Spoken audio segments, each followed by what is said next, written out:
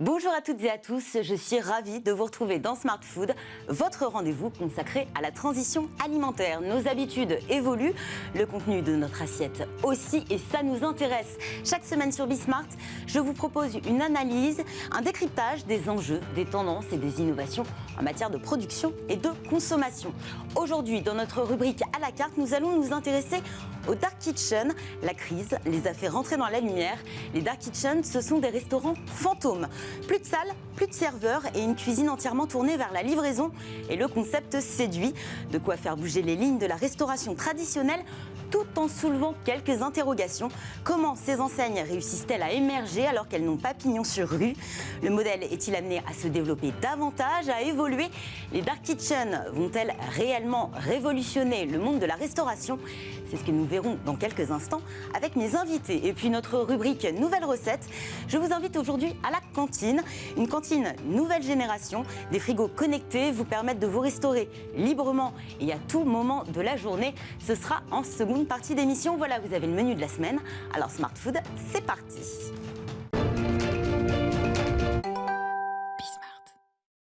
Difficile de passer à côté du phénomène de la Dark Kitchen, un concept assez obscur qui casse les codes de la restauration traditionnelle. Des restaurants fantômes qui n'accueillent pas de clients, n'ont pas de salle, mais des cuisines hyper rationalisées, conçues pour préparer montre en main des plats à livrer. Pour lever le voile et plonger dans les coulisses de ces cuisines fantômes qui existent pourtant bel et bien, je reçois Céleste Velarde. Bonjour Céleste. Bonjour. Vous êtes directrice marketing de Smart Kitchen. Smart Kitchen a été créé en un peu plus d'un an et s'appuie vraiment sur des marques physiques. On n'est pas du tout dans la Dark Kitchen. Marques physiques et bien réelles. Vous déployez leurs marques en livraison, 6 à l'heure actuelle. Oui, et des projets donc à venir. Je reçois également et à distance Raphaël Roch qui nous rejoint du côté de Lyon. Vous êtes président de Food Lab. Food Lab, c'est un incubateur d'un nouveau genre. Vous outillez les porteurs de projets de Dark Kitchen. Vous leur fournissez à la fois des locaux, mais un accompagnement également personnalisé, des conseils. Vous hébergez déjà une vingtaine de projets du côté de Lyon, Grenoble et Villeurbanne. Alors les Dark Kitchen, enfin le concept de Dark Kitchen est assez compliqué, en fait plus compliqué qu'il n'y paraît. On ne peut pas réduire la Dark Kitchen à la simple plateforme de livraison. Qu'est-ce qui se cache réellement, Raphaël Roch, derrière une Dark Kitchen ? Alors, derrière une Dark Kitchen, il y a des êtres humains qui sont des restaurateurs et qui sont des cuisiniers. Alors, le Dark Kitchen, il y a un effet de mode important en ce moment, mais il faut savoir qu'il y a beaucoup d'opérateurs qui travaillaient sur cette logique-là, c'est-à-dire uniquement sur des logiques de livraison ou de emporter, comme par exemple Pizza Hut, qui a été le premier à apporter ce principe-là sur le territoire en France. Pareil pour Sushi Shop, on parlait de Sushi Shop à l'instant. Voilà, c'était la restauration japonaise et la pizza, depuis longtemps, fonctionnaient à travers un système principalement livré. Et c'est pas pour autant qu'on appelait ça une Dark Kitchen, et c'est pas pour autant qu'il y avait voilà, tout ça autour. Ça a été bien évidemment amplifié par l'arrivée des plateformes de livraison. Le Covid a évidemment bien aidé à digitaliser la restauration. Mais voilà, c'est ni plus ni moins qu'une forme de production comme un traiteur dans laquelle il y a des êtres humains qui fabriquent et qui créent des plats pour être livrés et commercialisés uniquement de manière digitale. Mais il y a un effet de mode, c'est clair, mais c'est quelque chose qui existe déjà depuis un petit bout de temps. Et ça vient d'où exactement? Outre-Atlantique? Oui, ça vient des US, comme beaucoup de choses, où en fait c'est l'ancien fondateur de Uber Voiture qui a monté une société qui s'appelle Cloud Kitchen. Et d'où vient le nom? Alors Cloud Kitchen, Ghost Kitchen, Dark Kitchen. Voilà, les appellations viennent de là-bas et c'est quelque chose qui existe depuis, on va dire, 3, 4, 5 ans par là, et qui vient principalement des États-Unis. Ouais. Quels sont les points forts du modèle, Raphaël Roch, de la Dark Kitchen? C'est des coûts moindres, j'imagine. On n'a pas cet emplacement physique. Souvent, le choix est stratégique de s'installer dans un secteur qui est très porteur.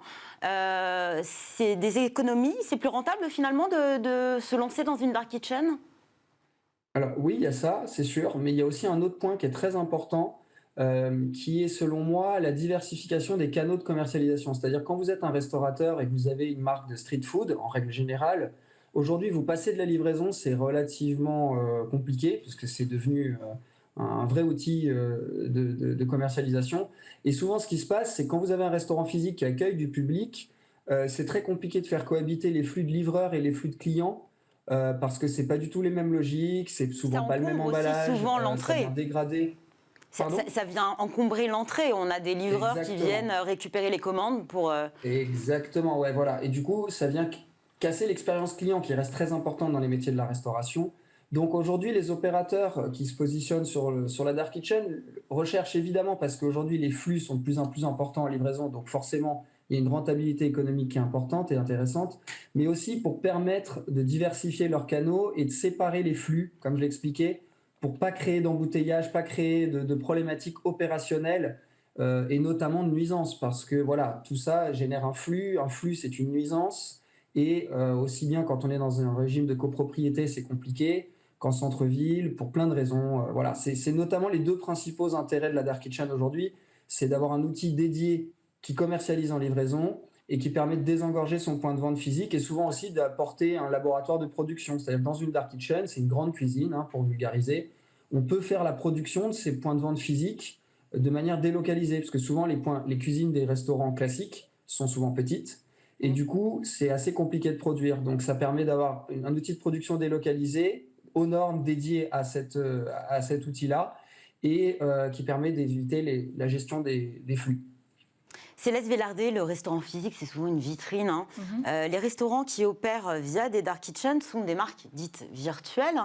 Est-ce que finalement, ils n'ont pas besoin d'un budget plus conséquent, notamment en communication, marketing, pour émerger, exister face aux restaurants qui ont déjà un point de vente ou un point pour venir se restaurer en physique, où c'est plus évident? Il y a effectivement le fait de se balader, tomber par hasard sur ce restaurant qui nous donne envie d'y entrer.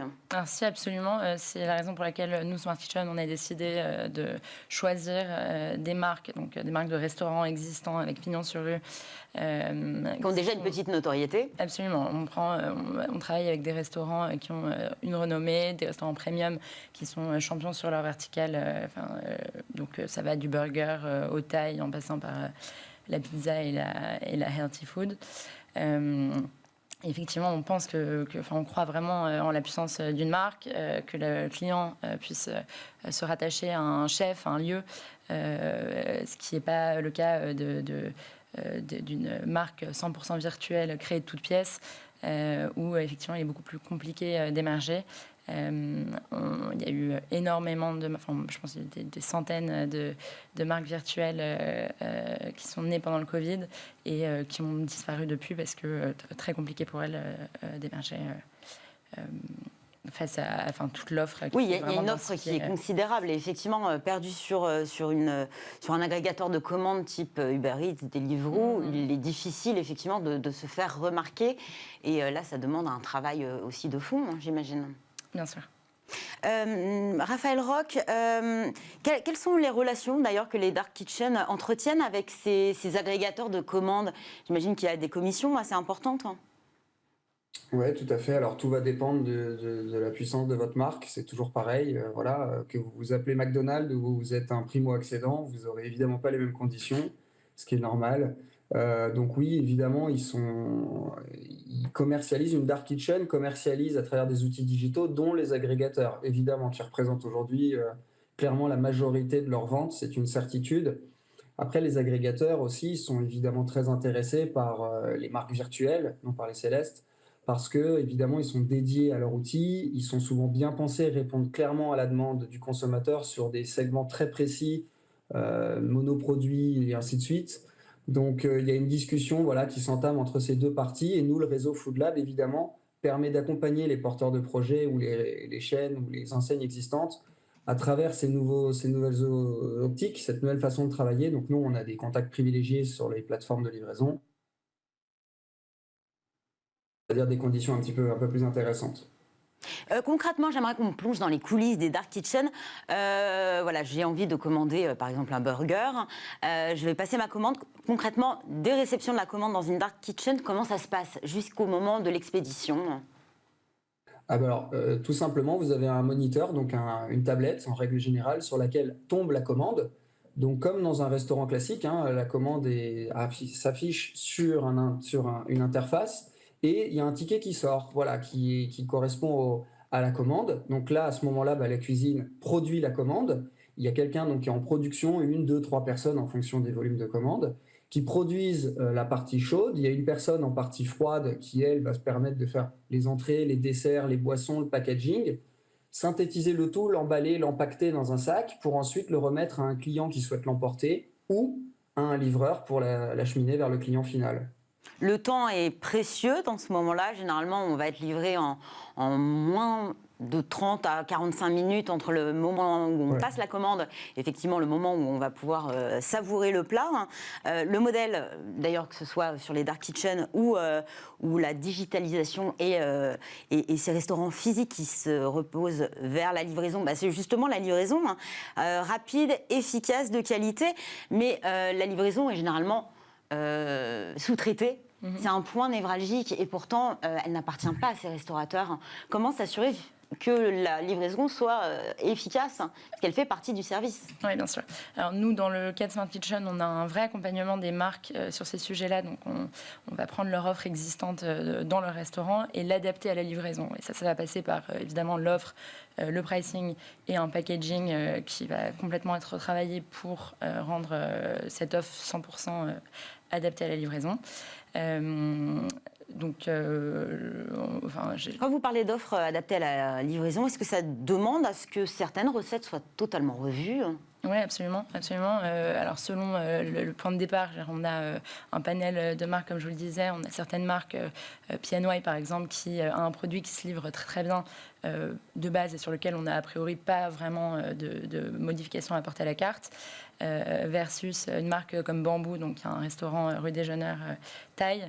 Eux, on a effectivement bien adapté la carte pour prendre les best-of de leur carte, tout en s'assurant que ce sera livré parfaitement chez le client. Après, évidemment, on dépend quand même toujours des plateformes de livraison et des livreurs, et ça, on n'a malheureusement pas vraiment la main sur si le livreur décide de prendre la pizza et de la mettre comme ça dans son sac. Voilà. Pas sûr du résultat, effectivement. Voilà, et on fait au mieux pour adapter l'expérience au maximum de notre côté pour éviter ce genre de problème. Raphaël Roch, vous qui accompagnez un certain nombre de projets, quelle cuisine finalement est majoritairement proposée par ces dark kitchens? On imagine plus de la street food, des burgers, des pizzas, c'est ça? Ou on a aussi une offre un peu plus healthy, veggie, voire vegan?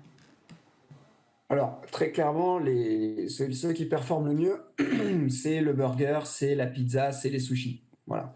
Ce sont ces trois typologies-là qui aujourd'hui sont les plus commandées sur les plateformes de livraison où il y a pas mal d'offres. Ensuite, nous, dans le réseau Food Lab, on s'évertue à avoir un maximum de diversité de gastronomie à proposer aux clients finaux, puisque l'intérêt de Food Lab, c'est que les gens peuvent aussi commander sur notre réseau en multi-enseigne. Donc, pour l'instant, sur du click and collect, mais à venir en livraison. Et si vous voulez, l'idée, c'est d'avoir des gastronomies qui sont très demandées aussi, où il y a peu d'offres, qui sont le libanais, qui sont l'indien, qui sont les vapeurs, les bouchées vapeurs, les dim sum, les choses comme ça. Voilà, ça, c'est des typologies un peu de niche, mais si vous voulez, quand vous comparez, prenons le burger, où il y a beaucoup de monde, mais il y a beaucoup d'offres, in fine, ça revient au même que d'avoir peu d'offres avec moins de demandes. On s'y retrouve de la même manière. Donc nous, on s'évertue à proposer justement sur nos réseaux des porteurs de projets qui font des choses qualitatives et surtout variées. On a de la nourriture sud-américaine, comme je l'expliquais, on a du libanais, on a de la poutine, qui est un plat québécois, belgo-québécois. Enfin voilà, on essaye vraiment de diversifier l'offre pour sortir des triptyques un peu street food, un peu porn food, pour parler crûment, voilà, et d'essayer d'apporter des choses plus quali et plus diversifiées. Vous parliez de niche.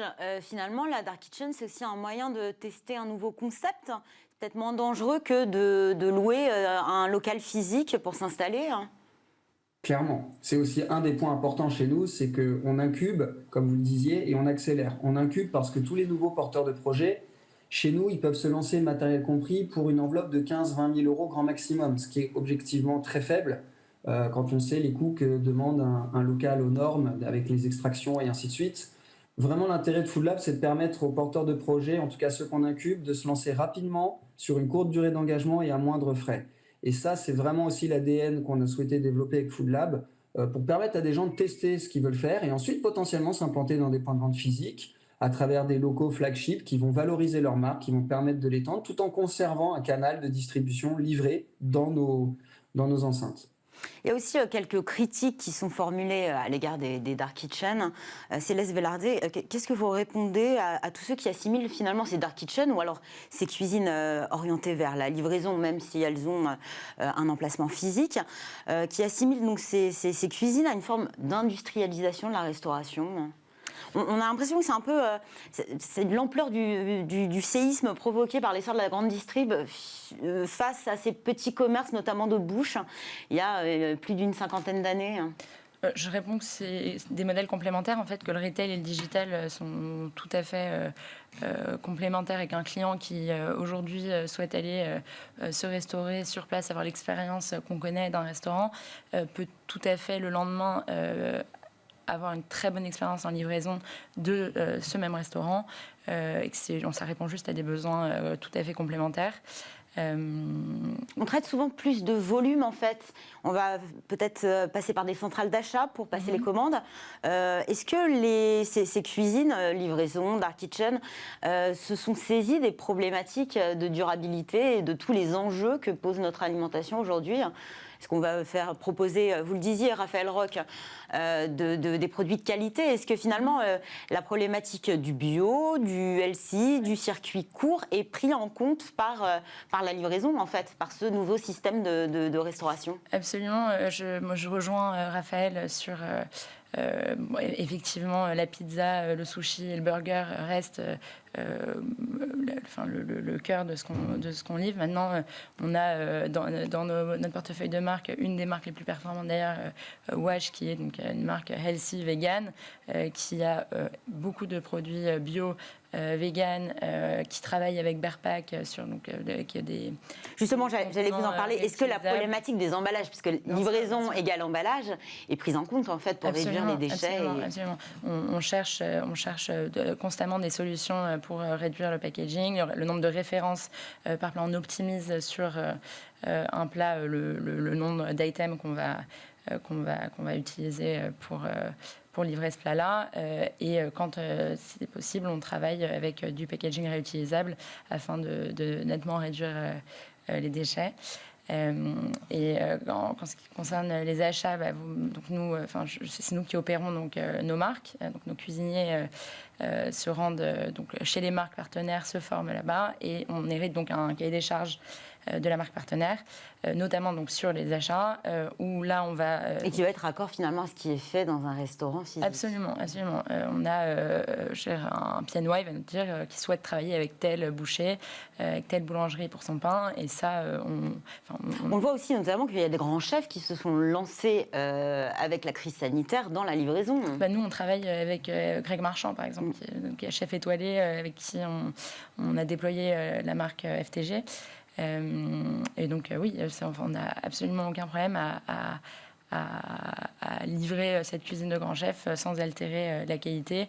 Donc, c'est pas, vraiment, je crois vraiment à la complémentarité de ces deux modèles.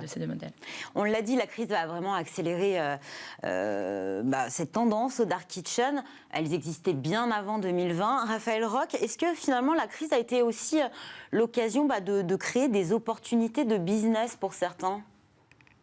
Oui, bien sûr, évidemment. C'est un modèle plus sûr finalement, où on se dit que peut-être de nouvelles restrictions sanitaires tomberont dans les semaines, mois à venir, et que finalement, se lancer effectivement dans une restauration dite physique, c'est un petit peu risqué. C'est sûr. On a bien pris conscience que on est tributaire de beaucoup de choses, on est bien peu de choses quand il arrive ce genre de problématique. Les métiers de la restauration livrée ont pu perdurer, et tant mieux, comme quelques autres métiers qui ont permis d'avoir un semblant de vie quotidienne à peu près comme avant. Aujourd'hui, se lancer sur de la restauration traditionnelle, pour moi, ça me paraît compliqué en effet, parce que la valorisation d'un fonds de commerce, la valeur d'un fonds de commerce aujourd'hui en 2021, bientôt 2022, elle me paraît être une notion assez floue aujourd'hui quand on sait que les chiffres d'affaires ont été faits avant Covid, que les habitudes de consommation ont changé, on le ressent très fortement, en tout cas moi autour de moi et avec mes clients. Du coup, voilà, immobiliser des centaines de milliers d'euros dans un local sans avoir de visibilité aujourd'hui me paraît être un peu risqué. Maintenant, voilà, et heureusement, il y a des gens qui continueront d'entreprendre et tant mieux. Mais c'est vrai que c'est de la solution Food Lab, en tout cas, la solution d'une Dark permet justement de pouvoir lancer un projet, de le tester et potentiellement d'arriver avec des garanties bancaires, parce que ce qu'il faut aussi bien prendre conscience, c'est que les banques, qui sont les premiers partenaires des entrepreneurs, aujourd'hui, les choses se sont bien tendues en termes de demande de financement sur la restauration. Il y a beaucoup plus de rejets qu'il n'y en avait. Donc oui, pour répondre à votre question, clairement, c'est une alternative à prendre en considération. Vous l'avez dit, nos habitudes ont évolué, hein, et forcément la livraison, les dark kitchens répondent justement à cette évolution de nos habitudes. Est-ce que le marché des dark kitchens, Raphaël Roch, va continuer à se développer, où on va atteindre un seuil finalement parce qu'il y a déjà énormément d'acteurs sur le marché? Non, ça va continuer de se développer, c'est une quasi-certitude. Pour plusieurs raisons. La première, c'est que les principaux distributeurs que sont les plateformes de livraison aujourd'hui continuent d'avoir des croissances à 2 chiffres tous les mois en termes de nouveaux utilisateurs. Quand vous regardez les nouvelles générations, l'objectif pour eux, c'est de pouvoir à peu près tout faire depuis leur téléphone portable et donc commander aussi un repas. Donc, étant donné que les principaux distributeurs continuent de croître, il y a de plus en plus d'offres, certainement, de restauration présentes, mais de plus en plus d'utilisateurs également. Donc, in fine, c'est un marché qui en est à ses débuts. On estime qu'à horizon 2024 versus 2020, il aura quasiment doublé. Quand on voit les éléments qui viennent des États-Unis ou des pays anglo-saxons, il laisse penser qu'on est encore au début. Et clairement, le marché va se structurer, le marché va devenir plus mature. Les choses vont être amenées à évoluer, c'est certain, mais je pense qu'on est, de mon point de vue en tout cas, on est au tout début de cette aventure-là et de ce modèle-là.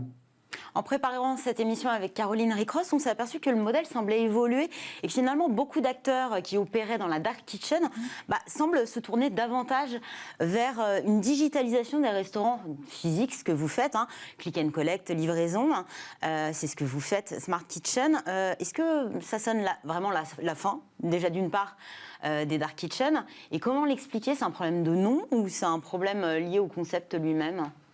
Alors, je pense effectivement que le concept de dark kitchen à proprement parler, donc vraiment pas du tout d'espace d'accueil,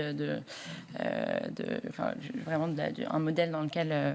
Parce que c'est loin de la restauration traditionnelle, sur la restauration française, du service à table. On est vraiment loin de ça aussi.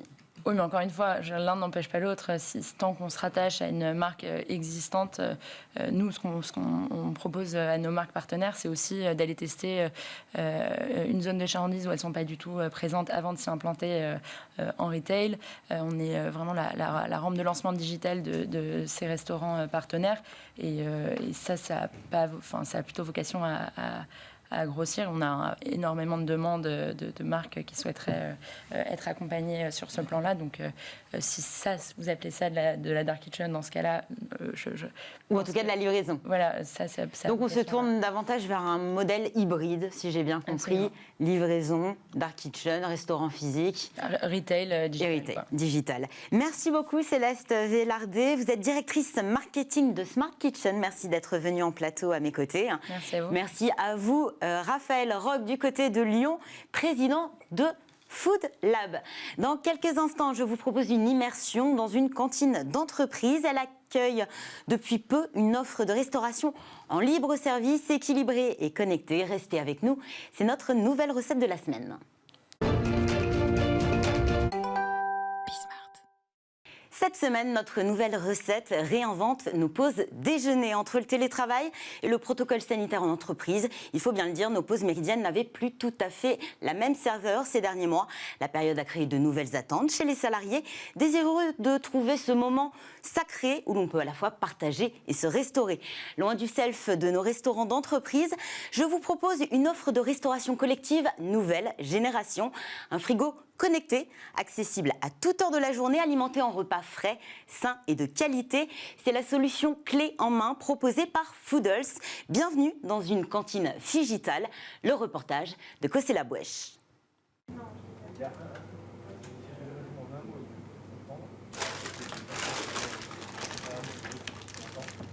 Foodles, c'est le restaurant d'entreprise nouvelle génération concrètement, on propose une solution de restauration à travers des frigos connectés qu'on passe remplir tous les matins avec des produits frais. Et ça permet aux entreprises de nourrir leurs salariés avec des produits frais, locaux et de saison.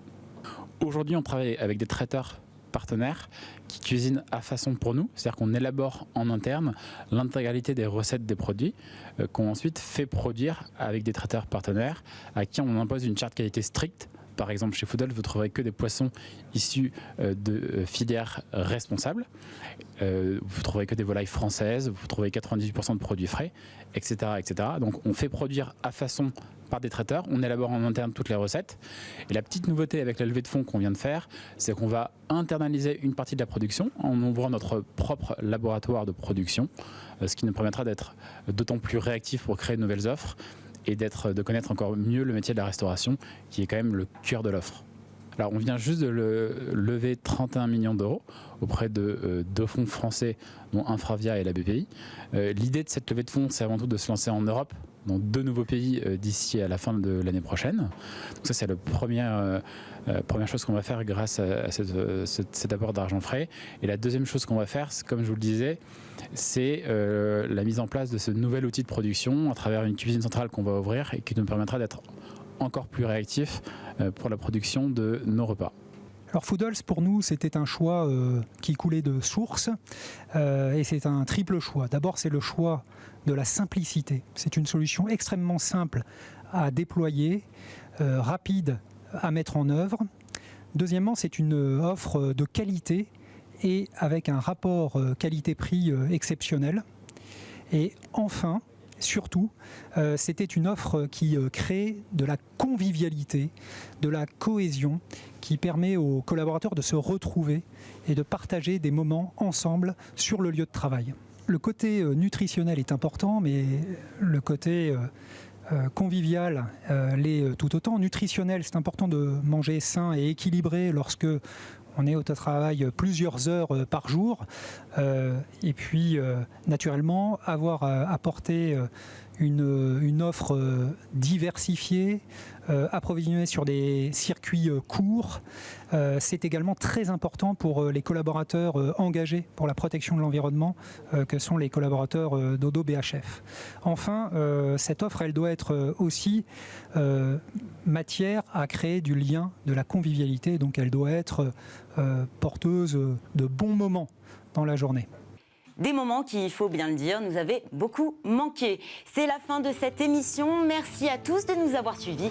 Merci à l'équipe qui m'a accompagnée aujourd'hui. Merci à Mania à la réalisation, à Saïd au son, à Victoire, à Carla, à Caroline bien sûr qui m'a aidé à préparer cette émission.